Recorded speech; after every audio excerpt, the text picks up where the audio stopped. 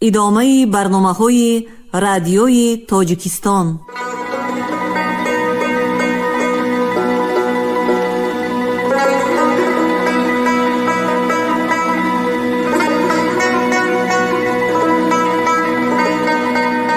السلام علیکم شنونده های گرامی، با توجه شما گفتاری ادبی از سلسله خوانش بدیعی اثری نویسنده بزرگ تاجیک صدرالدین عینی، یادداشت‌ها در قرائت عبدالرشید خوجامقلوف. قسم دوم، گفتار 47. این خانه ز خشتی کهنه انداختم، در وی جشن زرفتگان ساختم. تا اهل زمان ما بدانند که من یک عمر جوانی به چه ره باختم. مؤلف.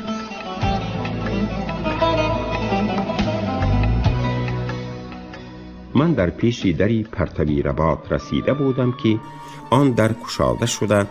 از آنجا یک پری که من تصویری آن گونه پریها را در کتاب‌های افسانوی بسیار خوانده بودم برآمد. این آرامی جانی من، بلکه خودی جانی من بود که به شکل و قیافه پریانی افسانوی ظاهر شده بود. در تن کرته اطلسی سیاه تاب داشت که او را با تاریکی شب همرنگ می داشت. به سرش نه کله پوش بود نه سرانداز. به جای آنها مویهای سیاهی مشکین فامی نابافته‌اش از گرداگردی سرش به دورادوری کمرش پریشان گذاشته شده بودند که نوگهای آن مویهای دلاویزی آویزان از خمگشتی زانوهایش پایین گذشته و بالا خم خورده حلقه های قطاری دامهای موین را به نظر نمایان می کردند. حقیقتا هم آن حلقه ها دامهایی بودند که مرغ دلی بیننده غیر از گرفتار شدن به آنها چاره‌ای نداشت. یک قسمی آن مویهای مرغوله‌داری پرشکن از دو طرفی روی آن پری سیما به کنارش فرو افتاده سیمای او را حقیقتا هم به پری افسانوی مانند کرده بودند. معلوم بود که او سرش را شسته، موهایش را شانه زده، اما به بافتن فرصت نیافته به پیش من برآمده بود، یا قصداً نبافته برآمده است که با نشان دادن آن زلفانی پریشان در حالتی طبیعیشان مرا ضیافتی وداعی نماید.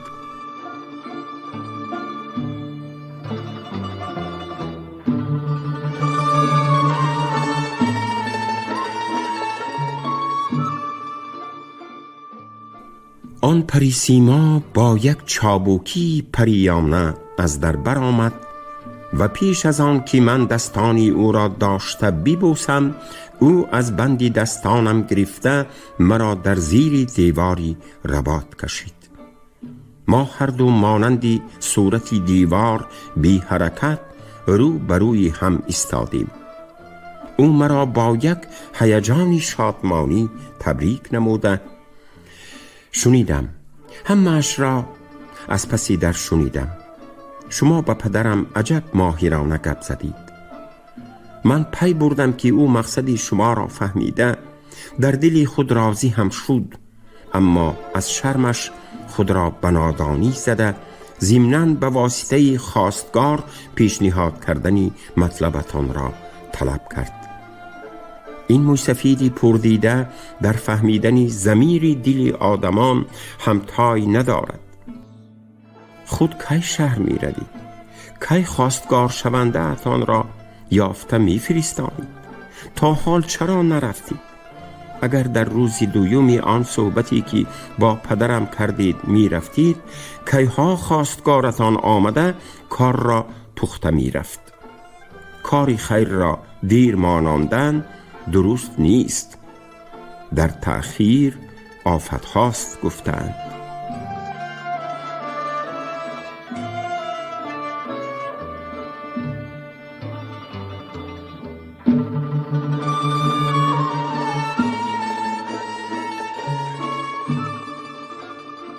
از طرز گفتاری او معلوم بود که وی سخنانی به من گفته پدرش را تماما باور کرده است.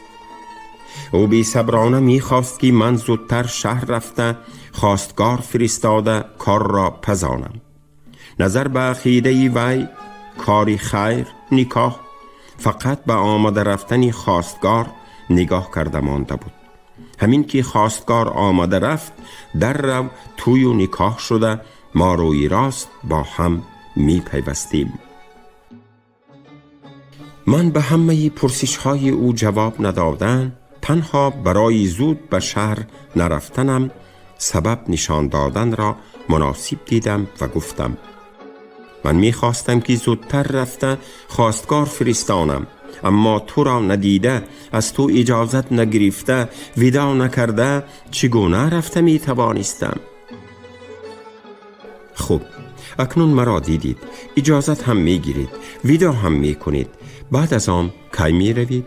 گویان سخنی مرا بریده پرسش اولین خود را تکرار کرد. پدرت که آمد از وی رخصت گرفته به ره می برایم. پدرم حاضر می آیند.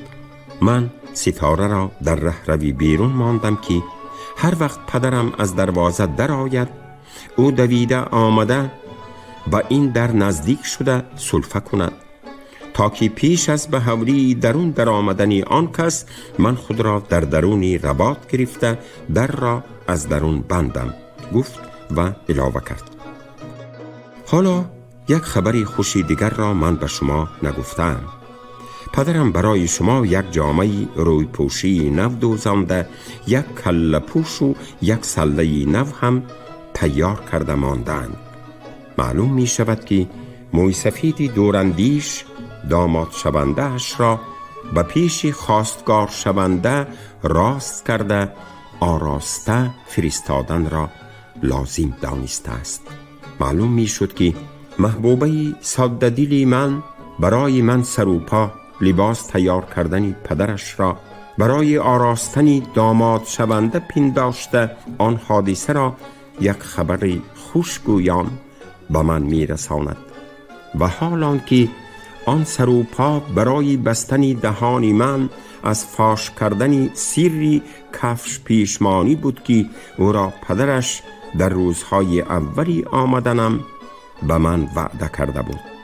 اما من هم برای بی‌قوت نکردن دلیل‌های امیدواری او آن خبر را یک خبری خوش شمردم و برای به من رساندنش به او تشکر بیان نمودم و درباره جواب سؤالی آخرینش اگر پدرت امشب آید من هم فردا پگاهانی از وی رخصت گرفته به شهر می روم گفتم و در حالتی که در چشمانم آب چرخ می زد دستانم را که هنوز در دستانی او بودند کشیدن خواستم که پیش از گلوگیر شدن گریم از وی دور شوم تا که با حالتی پریشانی خود او را در تشویش و شبهه نه اندازم. اما او دستانی مرا سر نداده بالا برداشته به من نزدیک تر شد.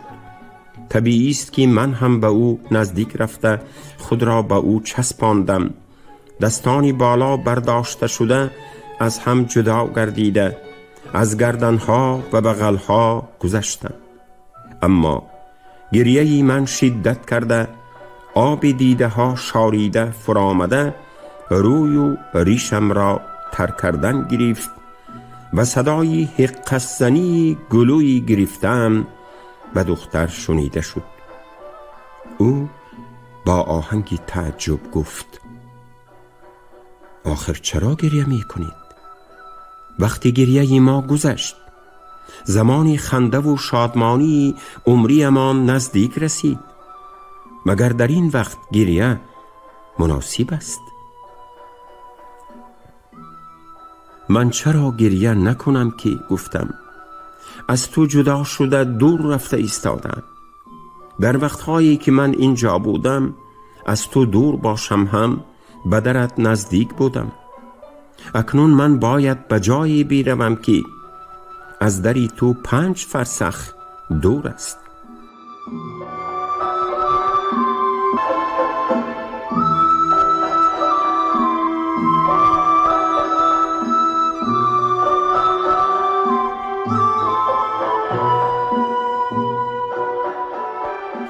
البته این سببی که من به گریه خود نشان دادم برای پنهان داشتنی سببی حقیقی گریه ام بود.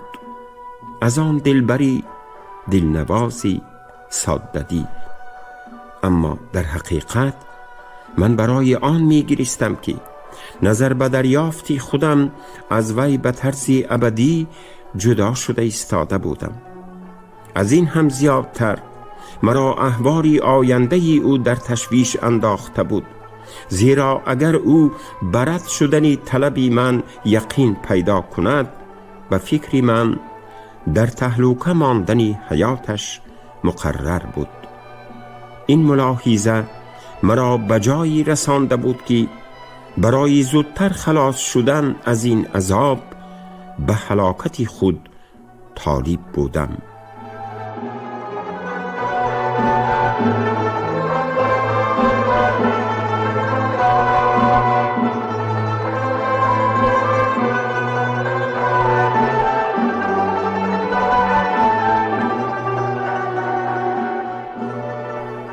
آرامی جانی من با مهربانی تمام روی و موی خود را به چشم و روی ترم مالیده ایستاده می خندید و دید که خنده‌اش مرا از گریه باز نمی دارد. جدیانه گفت: آخر بس کنید، شما بچه خردسال نیستید. در دور رفتن شما گریه کردن حقی من بود، لیکن من به امید آینده خندان از همین وقت سر کرده خندیده ایستادم. من شما را به این درجه بی صبر نمی پنداشتم. درست است که درد هجران زور است، اما زوری وی از شما زیادتر به گردنی من افتاده ایستاده است.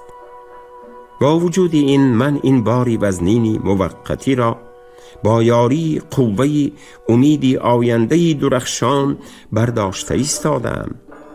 شما که مرد می باشید مردانه شوید. چون او دید که من با آن گونه تسلیدهی ها تسلیاب نمی شوم، از جدیگی به هزل و شوخی گذشته عشوه بازی را سر کرد و با آواز گریه‌ای ساخته: اگر آرام نگیرید من هم گریه می کنم. من گریه هم آمد، بینم کنی و گریه من چنم تاب می آرید، گفت و مرا تنگ در بغل کشید.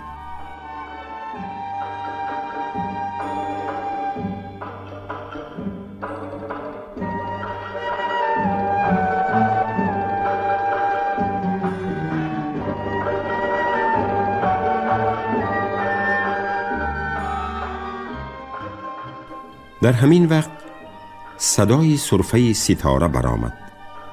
دختری مهربان مضطربانه بالای هم برویم 2-3 بوسه زده دلکشالانه مرا پرتافته: خیر، تا دیدن در پناه خدا باشید. مرا فراموش نکنید. خواستگار را زودتر فرستانید. از پی وی خودتان هم زودتر بیایید. گویان برابات در آمده در را بست و من به دیوار تکیه کرده خشکیده ماندم. برای من همه چیز تمام شده بود. بعد از فرصتی آهسته آهسته تک تک دیوار رفته به مزار در آمده خود را به زور به چله خانه گرفتم و در آنجا بی آن که آواز برارم به دلخواه خود درون تا روز گریستم. بعد از روز شدن به سفری شهر تیاری دیدم.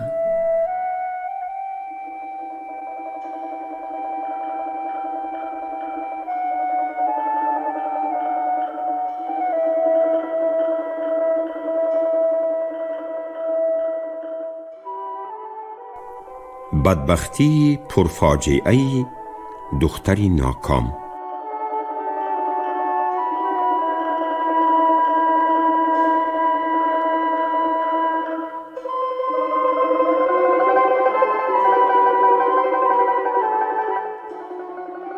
من بعدی به شهر آمدنم، با وجود این که می دانستم طلبی من از طرف آن پیرسگ رد خواهد شد، در پی خواستگار فرستانی افتادم، چون که اگر خواستگار نمی فرستادم دختر مقرر می کرد که من او را فریب داده گریختم. در آن صورت از این علم غصه مرگ شدن او ممکن بود و بالای این من در نزد او فریبگری بی وجدان شده می ماندم. بنابراین ملاحظه ها هرچی باد گویان خواستگار فرستادن را لازم دانستم. خواستگار شونده هم یافت شد. این یک خواجه‌ای بود از خواجگانی شیخ رنگریزی که دو خواهری خود را به سبب از خواجگان داماد یافت نشودن به دو ملا داده هر دوی آنها را هم خانه داماد کرده بود. یکی از این ملاها داملای درسخانگی من بوده، دیگری از آنها داملای کنجکی هم بود. من به خانه داملاهایم برای درسخانی و دیگر کارهای بسیار رفت و آی می کردم و به این مناسبت با آن خواجه هم آشنایی پیدا کرده بودم. من با مصلحت داملاهای خود و با یارمندی آنها انا همین خواجه را که آدمی مشهور و معتبر بوده به طلب متولی موافق می آمد به خواستگاری فرستادم. خواجه خواستگار روزی دویومی رفتن خود به سر مزار خواجه اوبان برگشته آمد، اما او مانندی گاوی به فروش نرفته‌ای که از بازار گشته می آید بسیار لکات شده آمده بود.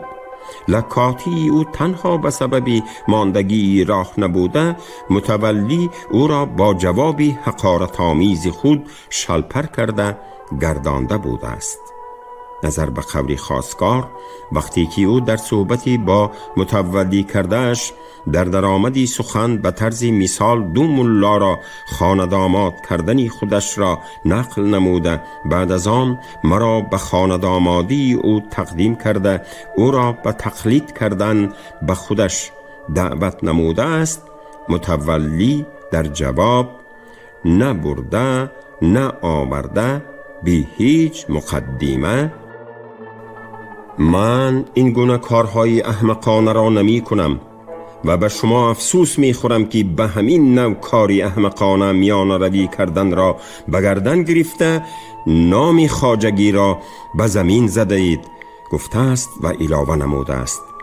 و من خانه دامادی در کار است که یک هفته به اطراف توی داده آبروی مرا در میانه مردم بردارد.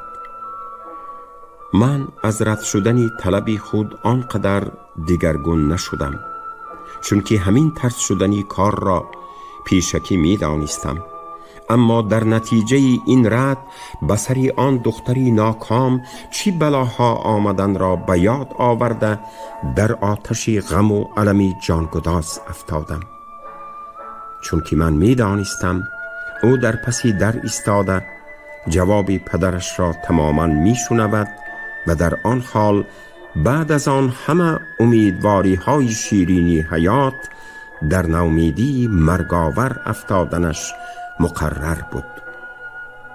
و این ملاحظه با شنیدن این خبری شوم به زور به حجره خود رفته توانستم و در آنجا در بستری بیماری افتادم. این بیماری 5 ماه دراز کشید. بعد از آن قدری قوت یافته به کوچه برآمدم. در کوچه اولین کاری من با خواجه اوبانی های شهری علاقه بستن شد تا که از عاقبت کاری آن دختری سیاه بخت خبری یابم. یافتنی آن گونه خبری مرگاور بسیار دیر نکشید. نظر به خبر خواجه اوبانی ها، دختری متولی در آخرهای تابستانی گذشته به ناگاه دیوانه شده است. در همان شب اولی دیوانگیش در دهلیز خانه خود را آویخته کشته است. متولی که یگان دختری خردسال را یافته به خود زن کردن می‌خواسته است، بعد از خودکشی دخترش ستاره نام دخترخانه 12 ساله او را به زیر چشم گرفته است و بعد از گذرانیدن مراسم چیلی دخترش آن دخترخانه را به خود نکاح کرده است. دخترخانه در شب نکاح خود دیوانه شده، پاشا خانکم مرا از دست متولی خلاص کنید گویان فریاد می کرده است. او هم روزی 3 نکاح خود در همان جایی که دختری متولی خود را کشته بوده است خود را آویخته کشته است. با شنیدن این خبری هلاکت اثر دیگر در من طاقتی حیات نماند و زود خود را به حجره کشیده آمد به سرم هر آنچه می ترسیدم گویان فریاد می کردم. درست است که من بعد از رد شدن طلبم از طرف متولی به سری دختر آمدنی یگان فلاکتی گران را همیشه نگران بودم، اما دلی امیدوارم با همه نومیدی‌ها امیدها ساخته برآورده خود را تسلی می‌داد. شاید به کاری مشغول شده رد شدنی طلبی مرا نشنیده مانده باشد و هنوز منتظری خواستگاری من بوده با امیدی آینده درخشانی خیالی خود را شادمان می داشته باشد. اگر رد شدنی طلبی مرا شنیده باشد هم شاید این حادثه به او چنان که من گمان می کنم آنقدر گران نه افتاده باشد و این را هم مانندی رد شدنی طلبهای داماد شوندگانی پیشتره یک چیزی عادی شمارد. اگر این حادثه به اندازه‌ای که من میپندارم به او گران آمده باشد هم شاید فقط او را مانندی پیشتره دل مرده کند و او مانندی پیشتره زندگانی مایوسانه جسمانی خود را دوام دهد. اما امروز فاجعه طاقت ناپذیری در پیش نظری من مانندی یک حقیقتی مجسم به کمالی دهشت به من تیغ کشیده نگاه کردم ایستاد. این فاجعه مانندی کوهی کلانی سنگینی با همه گرانی های خود مرا زیر می کرد. فاجعه ستاره، فاجعه آن دختری ذکاوت پیشه‌ای صافدلی خردسالی معصوم به بالای باری آن کوهی گران به گردنی منی علم زده سرباری بود.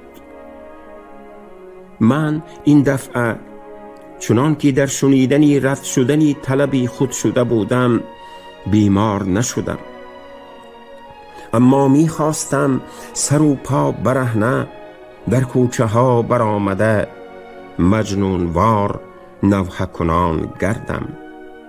این سرخباری دیوانگی بود. من آنگاه عقل خود را به کار انداختم. برای مجنونوار گشتن کوچه های بخارا تنگی می کنند گفتم. برای آزادانه فریاد کشیدن کوهستانی خودمان را مناسب تر دیدم و زود به آنجا رفتم. در آنجا در 1 سال به افاقه آمده در سال 2 قوت یافتم. این است که باز به بخارا آمده، به جماعه صنف خودمان در قطار شمایان در آمدم. ملا برهان در آخری سرگذشت خود گفت: هنوز یک طرف دلی من بر ریگزار خواجه اوبان بند است. بنابراین از هر کسی آنجا رفته آمده از احوال آن طرف ها می پرسم. بعد از به بخارا آمدنم از کسی شنیدم که سالی گذشته رباطی متولی را دزدان زیر کرده، همه چیزهای پرقیمت و نقدینه‌اش را بردند. او به این علم تاب نیاورده غصه مرگ شده مرده است. بقیه مال و اشیایش بنابر بیواریس بودنش از طرف قاضی آن تومن پادشاهی کرده شده است و به جای او یک خواجه اوبانی دیگر متولی شده پیشه کفش پیشمانی را به صفت کراماتی بزرگوار دوام کننده است.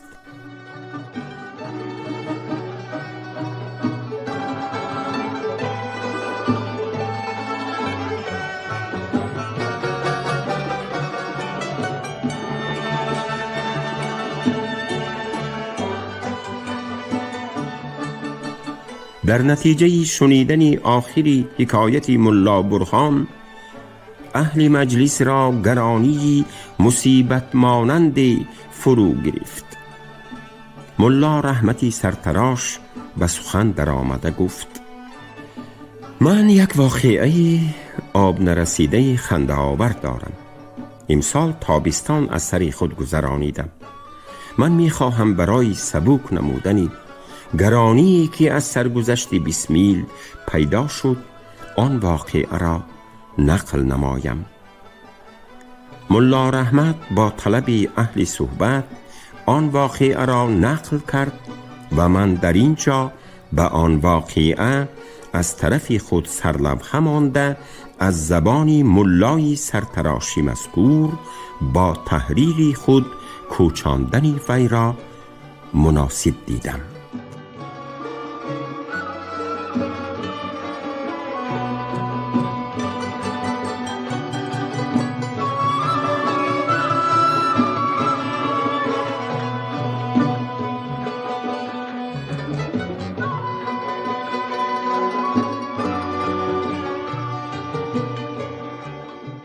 شما گفتار 47 را از روی اثری نویسنده بزرگ تاجیک صدرالدین عینی یادداشت‌ها شنیدید.